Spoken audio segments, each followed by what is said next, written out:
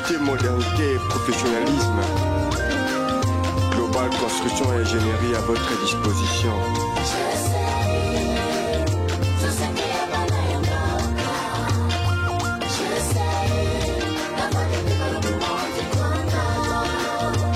Bote na bino nyonso o bozu occasion ya kolanda biso mukula lelo o ezali émission construire tout de suite bino le bienvenue toujours na cadre ya kotalisa bino ba évolution de travaux ya ba différents chantiers ya global construction et ingénierie lelo tozali lisusu na esengwa kozonga awa na monga fula na quartier Sebo pour na kolakisa bino évolution ya ba travaux tout état d'avancement. L'autre fois tout ça qui émission pour na kotalisa bino élévation de mur ya rez-de-chaussée le lengeni salema qui pe silaki étape o elandi ezali bongo ya bétonnage ya plancher ndezo salema lelo bokozwa vraiment ba détail nyonso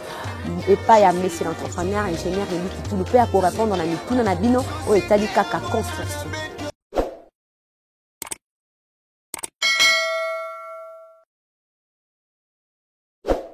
Mais c'est l'entrepreneur, tozongi a on a commis à monga fula na quartier Sebo pour nous ça bande état d'avancement ya misala mais il y a de cela quelques jours tozala qui a pour nous kolakisa bango fin il y a ba travaux ya maçonnerie élévation de mur il y a rez-de-chaussée ndenge salema ki pe étape pour elandi ezali bongo bétonnage ya plancher ezali ko salema sikoyo misala eleki ndenge ni ko banda début ya ba travaux qui non étape oyo ya bétonnage obo sali lelo procédure nango ndenge ni. Oui, merci. Il y a le besoin de remercier les gens qui ont biso, et puis na pesi bangote. Les lois alliés c'est un koyeba qui vous allez kolanda biso banda début à projet oyo. Oui. Je pense que tout ça là qui ba émission dans chaque étape il y a début à travaux, déroulement qui sont comme les lots. Projet banda na conception comme tout autre projet qui est d'abord conception installation et puis à partir de conception à plan au besoin nango au sali de vie il y a pas travaux de même tout cela qui peut le lundi on a jusqu'à ce que soumettre des vies na maître d'ouvrage après avoir que soumettre yango na maître d'ouvrage ça qui d'accord pour que tout banda projet tout ça les contrats nous a permis de collaborer naé tout bani na mustala ya implantation ou ça maki awa après implantation ça les fondations il y a bâtiment fondation installation qui apporte aussi si il y a un autre passé une étape il y a élévation des murs ça le traçage maçonnerie installation à niveau il y a poutre soudage donc la étape c'est installation progressivement selon moyens financiers et disponibles donc comme une étape il y a couler dalle où il y a qui na coffrage ferraillage misala il y a électricité pour encastrement na dalle et bande ko peut installer misala plomberie pour avoir tuyauterie il y a évacuation pour sanitaire installer yango ndenge esengela kesalema yango lelo to programmer mukula okuler béton nous avons comme un mouvement ezali na chantier bande tout bazali ko sala musana na bango mutu na mutu azali ko remplir tâche nae ndenge longo bani donc voilà musala na biso etamboli na ndenge ya kimia jusqu'à lelo to comme étape okuler dal. Merci ingénieur to que lobby le journal lelo mutu nyonso azo remplir tâche nae ndenge esengeli mais tout le monde a jour à okuler dal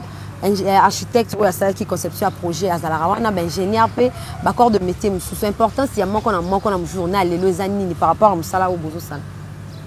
bon musala nyonso sala makana ordre c'est un ordre sengeli mutu aiba musala avec sala d'abord pour couler dalle ou béton pour la plancher les alliés musala oyo sengeli ko réunir un certain nombre ya techniciens to banina pour architecte azali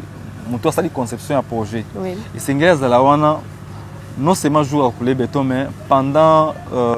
ba travaux za ko stala ma pour alande la projet naé ou plan wa stala ki za ko stala ma conformément ndenge za na plan ou bien ba bimi en dehors ya plan naé donc sengeli architecte za la wana pour na suivi ingénieur a za la wana parce que yende moto sali responsable numéro 1 à chantier ou ya za ko corriger misala il y a quoi assurer suivi à travaux contrôle la supervision au même moment donc je n'ai pas à wana na moment bazali ko couler dalle non seulement pendant mais pas na misala nyonso ezali ko salem na côté na biso zalina ba maçon ou bazali ba technicien bazali pas na ko kata béton surtout ba ndeko ba na béton na chariot esengeli béton wana ba maçon ba ko pesa ngo forme au niveau pour que ezala malam donc ezala conforme niveau na ezala vraiment égal parce que déjà être sur la coffrage tu peux voir que là tu moko za tout ya béton ou ya dalle pour déterminer niveau fini à béton et niveau on a tout ça ba ficelle pour que être avec ça la quand couler béton respecter le niveau on a une fois partout. Et raison pour laquelle les maçons on a landa niveau où ils ont et puis ça marque déjà dans le départ pour que attaquer pour qu'il va reproduire même résultat dans souka. Et bazali na besoin ya ba aide ou bazali ko sala na sekuna parce qu'il faut ba ça la chargement ya caillasse, sable, ciment et ça l'a déjà prêt pour côté na bétonnière. Bétonnière ça lui mélange pour que il mata du colo. Donc il y a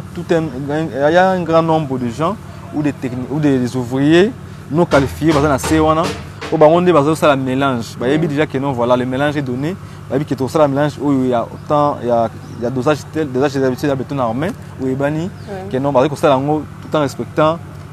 dosage où tout ça ils allaient adopter pour un projet où donc bah ça la mélange il y a ciment sable maille aussi bazo ko mélanger ensemble na caillasse na ciment pour que comme déjà dans niveau il y a bétonnière à partir bétonnière bah aussi en haut et mati du colo bah ndiko bazali comme ma chariot Isaïka ça fait partie de l'équipe et équipage pour la bétonnière. On est en sopi na surface aux alliés pour couler béton. Après, maçon va dire qu'au katayango. Et plombier persawana parce que tuyauterie na oyo a posé singeli ala de la paix en est-ce que pente nango ils alliés toujours malamu ou bien ne va couler béton peut-être bouger muki. Donc il faut ala de la yango. L'électricien peut aller wana parce que ça il me semble l'électricité assez encastrement assez la boîte encastrement plus c'est flexible et puis basinga où ils allaient en place tant que côté musa chariot pour ba couler béton singa peut aller dans l'endroit est-ce que singa moko et ko bouger par exemple bien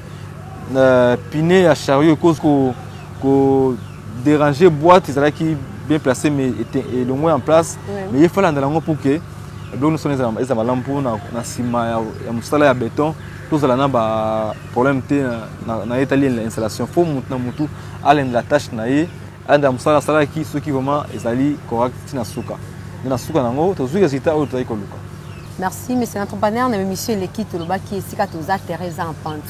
mais bo sala ba projet belé na ba terrain o ezala ba pente ka lokola oyo pe ba terrain à plat mais particularité to ko trouver à na esika to za eza vraiment ni par rapport ya ba projet mususu bo sala. Bon, le projet à pente, tout ça là, je sais que il raté. Il dépend du pourcentage à pente, la déclivité dans le monde des parce que chaque terrain est allé dans pente où il a par rapport à la configuration de ce terrain. Alors il a que tu travailles par rapport à traitement et à terrain, plan là pour prévoir parking à débit et puis bâtiment est assez. Je sais que tout ça le projet mon BP, il y a déjà mais ils sont vraiment conformes. Ils ont des mots je peux dire parce que pente ya ona wana kokanité par rapport ya configuration de ce tiawa mais to se baser mingi na traitement à terrain pour to garder une partie qui servir pour la parking du bosso et puis bâtiment is à l'autre côté et on demande moni que to sali tellement mon co isa wana costaud tellement on a permettre que partie on ya parking is à cause à bétonner à la longue pour que à partir de ya parking parce qu'on a accès à marche qui si pour qu'il vers ce qui est important c'est que projet salami to mais ko adapter projet par rapport à ma coquille ou par rapport à disponibilité à moyens financiers ou qui pour la salaire salami donc notre monde était en haut to prévoir parking et puis un bâtiment donc ceux qui coquille zoami parce que non ba mire ou soutènement et salami de part et d'autre na gauche na droite que ko salema pour que parking est vraiment sécurisé et puis ba marche et ko banda pour na kokita vers la maison parce qu'il y a aussi une possibilité peut-être qu'il y a un escalier à partir du parking mais vu l'espace tout le monde que non le tout que tu as qui option comme ça la parking mais à niveau mon tu as prévu nadal tout ça lié en bongo pour que tout avance dans le projet mais c'est aussi l'une des options où tu dois qui pour nous ça installer ma bongo donc bah chantier nous il y a pente il y a un terrain à santé et qu'on a parce que pente nous c'est dans le monté mais dépend d'un dingue bien pour traiter terrain on a pour ça quand même ouvrage et salemana et sikawana.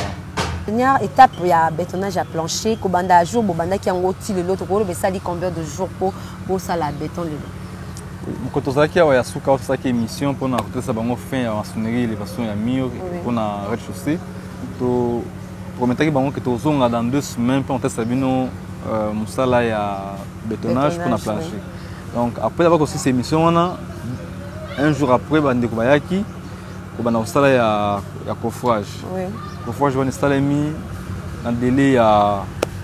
5 jours après bandécoupé pour ça la ferraillage je pense 4 jours les temps bandécoupé pour ça la électricité ça l'encastrement la plomberie et salami donc pour résumer que tout ça pratiquement 13 jours environ 2 semaines tout ça à chaque fois pour pouler dalle donc tout bandi coffrage ferraillage jusqu'à ce que tu couler dalle donc 2 semaines mais tout pour ça là. Merci, monsieur l'entrepreneur. Par rapport à Tolobaka, chaque étape, ça lui durer, il y a autant de jours. Étape, la toiture, et ça lui une semaine par exemple. Bandeko, besoin d'habiter sur conviction par rapport à Tolobaka. Pourquoi ça va? Bon, Tolobaka, mais la réalité. Chaque projet est tout ça là. Étape, nous, tout ça là, tout ça bango, délai ou tout ça li. Déjà au début, tout ça bango que nous avons tel jour, mon ibiso, chaque fois. Dans début projet, dans début étape où bandaki bandaki tel jour, comme oyo ça est sili. Donc ils ont malobaté mais ali réalité au tout ça là.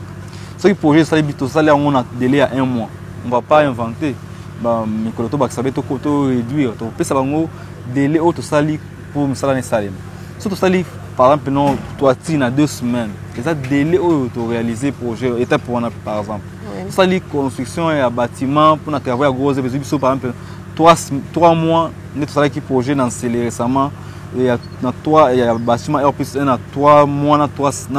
3 semaines ça là il y a gros de la fondation jusqu'à la toiture et sili et ça tout ça li tout ça là il y a ko terre longaté mais bandeko balanda biso ba mingi ba ça misala na ba bandeko mususu et ça là bango autant de mois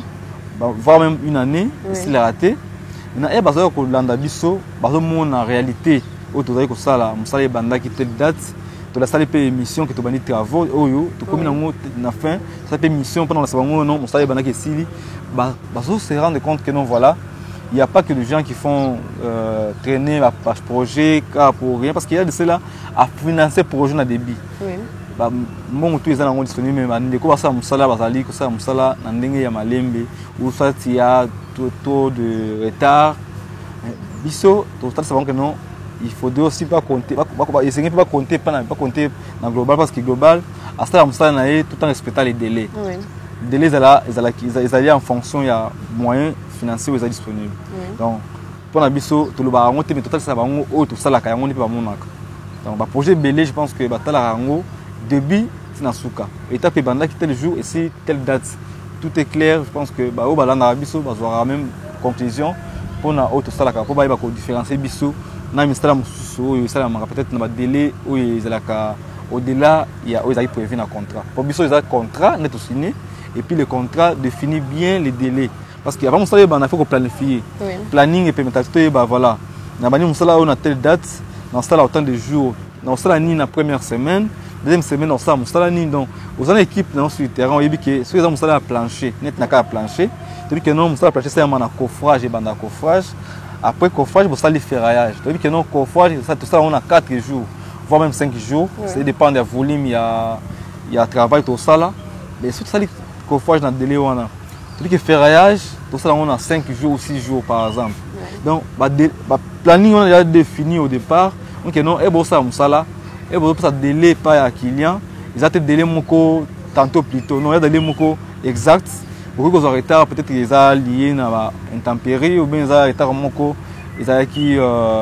gravité mais bon ça il n'a vu tout en respectant les délais et c'est important dans moi mais c'est l'entrepreneur tout à l'heure au tel que le bac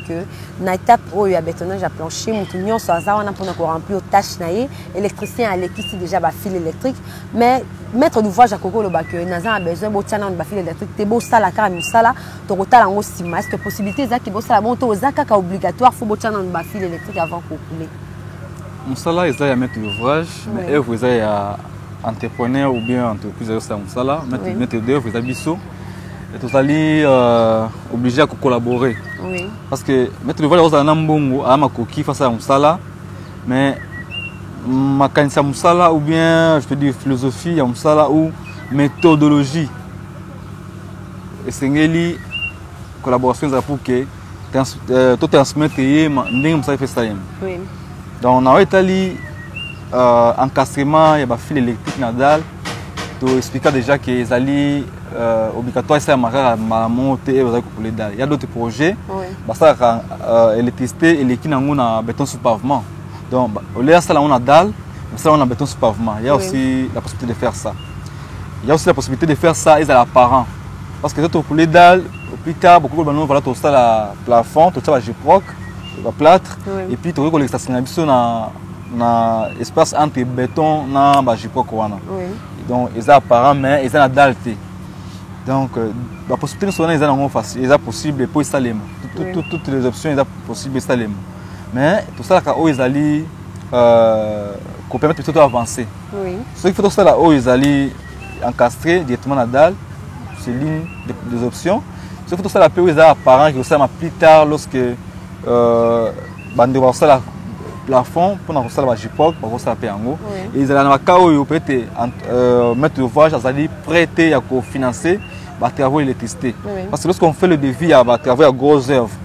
on tient plus compte il y a structure il y a bâtiment ou il y a ouvrage fondation maçonnerie dalle toiture ainsi de suite maintenant ce qui déjà le devis à gros œuvre dans beaucoup il y a mettre d'ouvrage et que au niveau ça la plancher sinon voilà na devis à gros œuvre oyo zwaki et c'est une étape il y a bétonnage il y a plancher il faut tout prévoir un encasquement sur le ballon de vie on a vraiment prêté pour installer yango na possible pas quitter to boya pété to mona ngo normal to ngato luka solution moko palliative pour na ko avancer donc to que le ballon voilà on sala ngo plus tard au moment où on sala plafond il y a ba J-Proc ou tout comme ceux qui possibilité d'aller passer en béton sous pavement et la série qui nango et puis batailler ba l'expert singa donc il y a possibilité de faire un apparent mais tout en respectant au moins procédure tout comme vous avez na béton sous pavement tout comme vous avez na béton na dalle ou bien ça là on a dans un espace entre béton na plafond bah ça là na microsaïque quoi donc nous c'est la option mais tout à chaque fois que non à mettre l'ouvrage bazali na intérêt il y a quelque part ba conseil il y a ba maître d'œuvre parce que biso entrepreneur tout ça la musala vous avez souci que musala on est ça malamu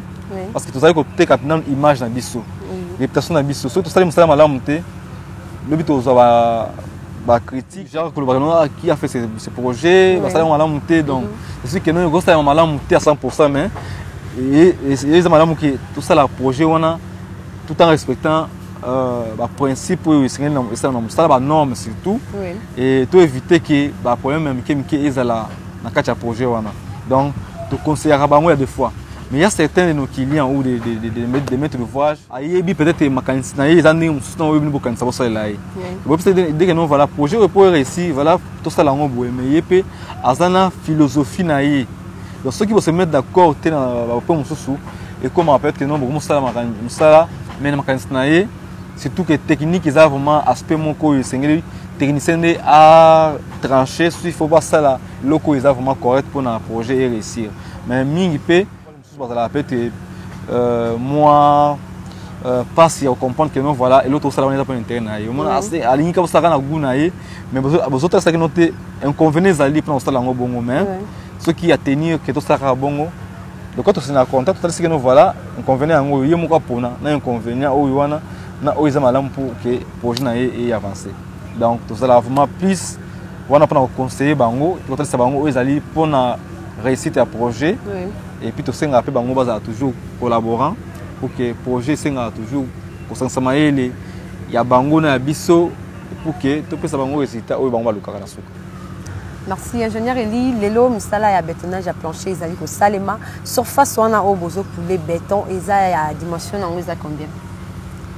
Bon, bâtiment salemi na dimension il y a 18 mètres de longueur sur 7 mètres de largeur. Et surface nango tu peux dégager 26 mètres carrés où ils allaient comme surface. Et en termes de volume par rapport à l'épaisseur, il y a béton photo coulé à 12 cm. Vous allez pratiquement à 15 mètres cubes, il y a béton photo coulé dans le bâtiment. Donc pour la dalle, vous allez pour la plancher, ils allaient environ 15 mètres cubes. Ingénieur Eli, en tant qu'entrepreneur dans le domaine de la construction, vous avez un projet sur vos petits clients de vie à 8 ans belé pour la bino bossa des vignes sociaux qui sont mis pour la construction. C'est pour actualiser ce qui est déjà Mikolebele sans qu'il y ait la mise en application. Parce que tout à l'heure, chaque fois, dans le salaire qui dévie, il y a 3, 2, 4, 5 mois passés. Mais on a même de vie. Parce que voilà, on a commis pour être dans le salaire. Mais tout ce que c'est bien, mais des vies, et ça les marques en fonction ou sur base de prix où ils allaient sur le terrain, prix actuel sur le marché. Donc, tout ça les vies, le but c'est de répéter que ils ont la quantité de matériaux où ils ont la musala, matériaux à exploiter pour la musala, et les prix unitaires où ils sont sur le terrain. Parce que nous ne sommes pas des fournisseurs, nous sommes que des constructeurs. Vous allez voir que ça musala na matériaux de construction où tous sommes na ba fournisseurs ou bien bateau batika kango. Non, lorsqu'on doit faire recours à prix, ils ont prix bango to na marché au que sont par exemple ciment, et que non ciment est commis $11 par exemple. Yo ça là les compter au sous ciment à $11. Au petit bas de fer il y a 12 qui peut être $15 commis $17. Tu ne vas pas demander pourquoi comme $7. Yo aux hommes prix ils allaient afficher na tableau bango. Au sombi bango. Maintenant lorsqu'on fait un devis non tout technicien a ça des devis sur base de prix. Même un mécanicien il a ça à faire réparer mon tout cas. Alors ça voilà moteur il y a Toyota na prix oyo. À côté là nous peut-être na site la moteur actuellement moteur il y a marque ou na ça là. Ils ont pris une pièce oyo na ça les ont pris ni pour que na ça de vie na inclus prix à moteur parce qu'il y a au fourni il y a on a un peu moteur pour ou pièce à ça na ici ka on a. De même ce peut tout ça la ndenge wana de vie na biso ezalaka kosalama toujours na ba prix oyo toujours sur le terrain. Il y a des formes de salle de vie à voilà na continue de vie on peut se mettre de vie dans 2 ou 3 jours. Alors le cas as vérifier ba prix oyo sur le terrain. Ça nous arrive il y a des fois nous à 5 de vie mais sinon voilà par santé tu continues de vie. C'est pas parce que nous ne voulons pas lui envoyer des vies le même moment mais nous avons besoin de se renseigner par rapport à prix. Nous ne voulons pas faire un devis avec des prix où ils ont sur le marché parce que de peur que tu repères sa devis on a des corrections pour montrer banda les prix tout ça qui on les a prix moins imaginaire et puis soit ils ont un bénéfice naïe ou bien des avantages naïe ou soit vice versa. Donc tu lignes chaque fois des devis au salement et salement tout en tenant en compte les réalités par rapport à prix ils ont sur le terrain. Et ceux qui prix ils ont sur le terrain basé en gros pas ça lorsque des vies on a tout ça là qui l'équipe moins est belé. Voire même 3 semaines ça peut être Mikolebele ou 3 mois ou 4 mois même 1 mois. Ça déjà ce que ça un pas en arrière au là les prix na terrain sur le terrain pour le marché et matériel consommé dans prix toujours il y a une augmentation. La plupart des cas il y a une augmentation. De l'art ndenge et bousculé qui va pour la tonango même ba prix matériel peut comme changer à tout moment. Un peu exemple moko na la musala mona badading je pense que na robandango dobi. Mais les devis à carrelage pour tout ça la pose à carrelage tu as besoin de sable na ciment. Mais carreau il y a sur place. Mais tout ça là qui devis on a que non to somba autant de tonnes il y a sable. Le sable on a to ba qui coûtait $200 20 tonnes. Donc 20 tonnes il y a sable to ba qui on a $20 dans des devis bon parce que le prix ils a prix tout ça qui sur le terrain. Mais le lot au tozali dans tout somba sable on a dépensé $260. Vous comprenez un peu que non mon salaire on a carrelage ils a qui déjà évalué il y a cela quelques jours mais sable le lot na sombi en haut achat et coûté $240. Le coût de sable va quitter le banda mon tout cas moyen côté dans le pango yaté donc ba to côté sango na futu bango $20. Donc total il y a $260 on a dépensé pour na comme ça 20 tonnes il y a sable dans la parcelle pour ça la carrelage. Donc dans la zone de baboué mon travail du matin et selon conviction et selon paix appréciation mais et réalité. Non ça que non $60 on est un bon belé ceux qui ibio $60 même $10 est un bon belé mais c'est comme un entrepreneur ou azali ko sala musala azako futa manasima musala wana a dépensé $60 de plus na musala oyo a futa un bon mot payer bien déterminé donc ils a passé puis ça y est déséquilibre moyen a ba ko futa peut-être ba ouvrier exacté donc nous souvent les aba contrainte okuta nango yango to rappela que des vies sur salemi et que zumi ko lebele sans que to mettre en application et sengeli et to zoi ko bana musala to actualiser yango pour na kozala vraiment conforme na prix où ils allaient sur le marché parce que to ko sala ba prix à kalaté puis ils ont bouger à tout moment donc il faut regarder même rythme donc rythme ya musala eza en fonction ya ba prix aux ala sur chantier marché plutôt donc content on a écoute na ngomé ba client na biso tozala na bango en collaboration ba comprendre yango mais na ma passe parce que le dit que non déjà des vies ça marque déjà parce que mon ligne de quoi des vies atana moins atana mbongo triplace mais fois quand ça aluka peut-être moi crédit le temps où il y a eu wana l'Europe na terrain ou sur le marché et ça y a été comme mata tout comme il y a coutume mati donc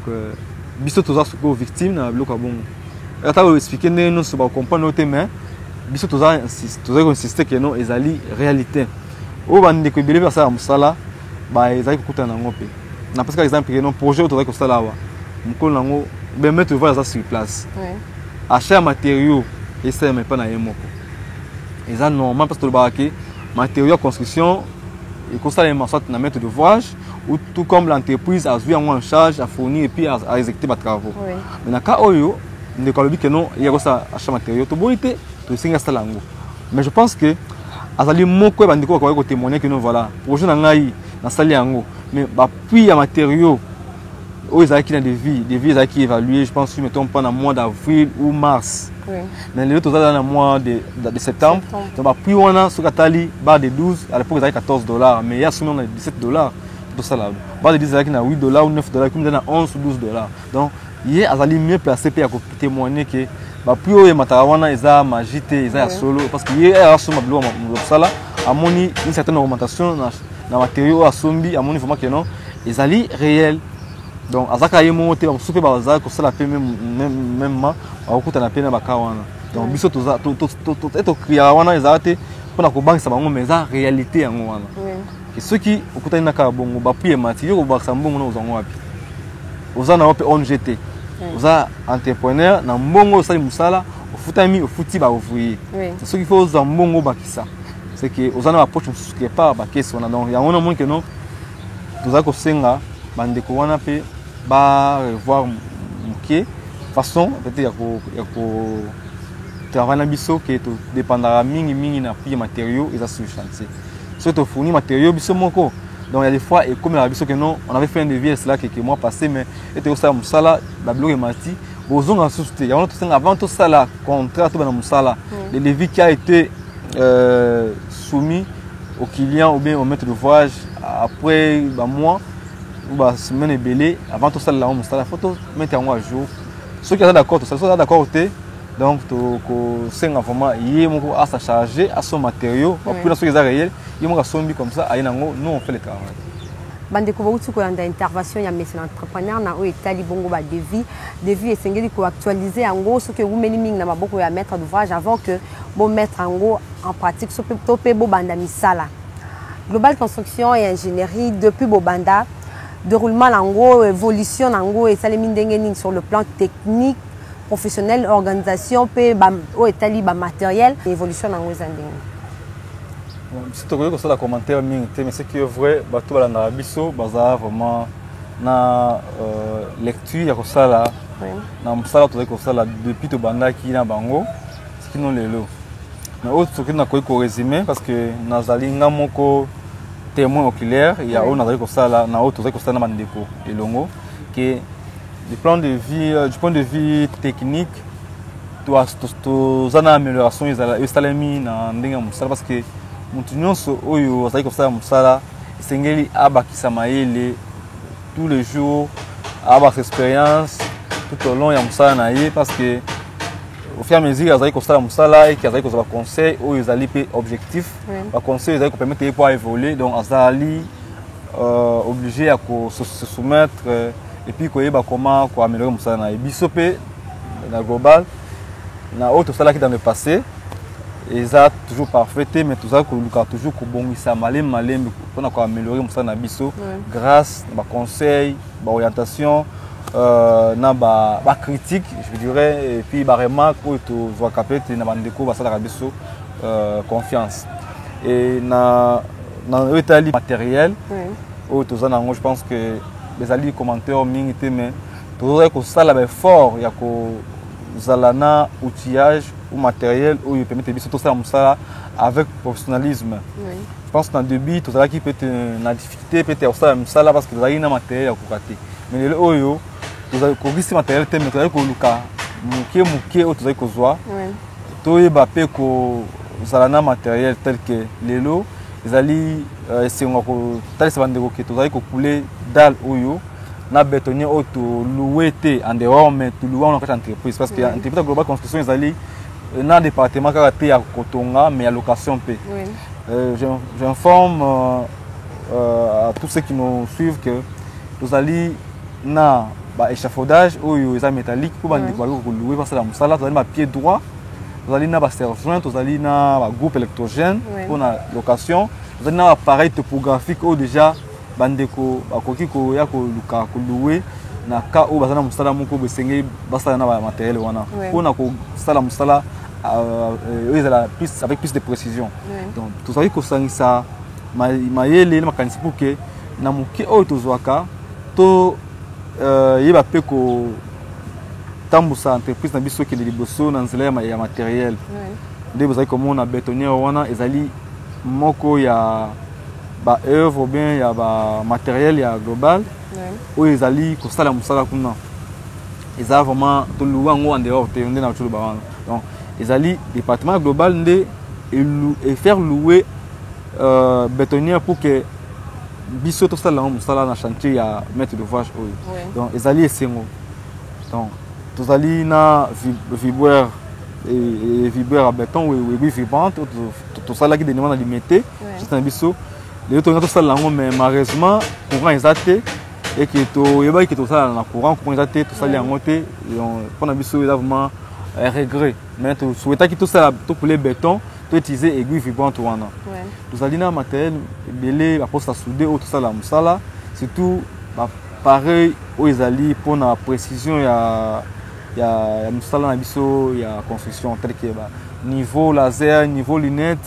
paraît que c'est total les alliés et autres matériels oyo on a toujours dans ça toujours présent pendant musala et qui est donc il a dit que tout ça que on a plus ça musala tout en bon autolia mais bon on a auto gagner ka na musala tout ça là ka c'est que luka pour matériel pour musala et la sous malamu koleka auto ça liboso parce que si mon salaire c'est ça matériel et professionnel parce que c'était un peu différent raison pour laquelle on a que au bengi une équipe il y a maçon va ça la musala mon koboé mais c'est tout ça la musala ka va sali wana na même matériel ou même matériaux plutôt mais bon qui résistait à monsieur qui c'est d'abord ils a expérience je veux dire façon à travail donc savoir faire na biso outillage toujours utiliser pour le matériel pour le musala plutôt on est ça que non musala na biso est un peu différent na bato ça musala peut être na ndenge ya simanda hein donc terre à terre nous c'est juste la qualité au tout ça ko dinga ko sala chaque fois musala na biso pour que bande ko bazako talango baza satisfait donc tous allez organiser parce qu'il y a des fois musala na biso c'est ngaka bozala solliciter partout au même moment où il y a bien de gauche à droite mais vous allez obligé faut vous organiser pour vous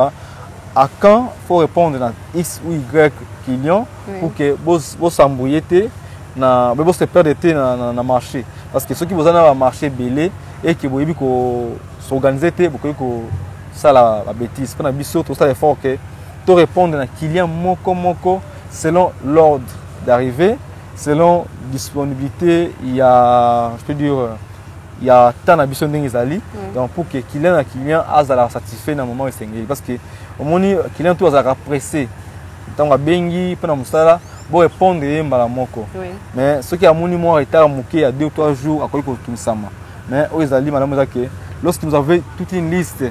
il y a toi que système musala et c'est ngé pe boyeba ko répondre ma offre wana parce que bisopé tous ali ko sala en fonction il y a temps et puis tu as un engagement sans que tous à l'équipe pour prendre ça. Donc voilà un peu, tu allez s'améliorer au fur et à mesure grâce surtout les bandes en boca, les conseils et puis surtout na soutien au bas qu'on apporter notre matériel na tangi wana ezali mususu somami awa sur place mususu somami na canal bande bazali banda mboka mususu biso moto sombi yango parce que nous avons besoin ya ko évoluer dans le sens positif.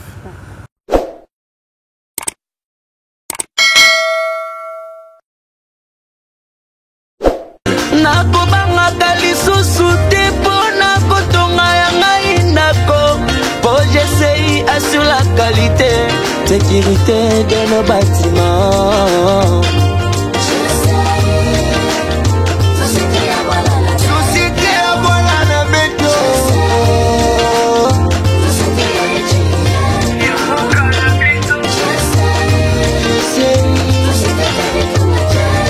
Oh ya bisomo.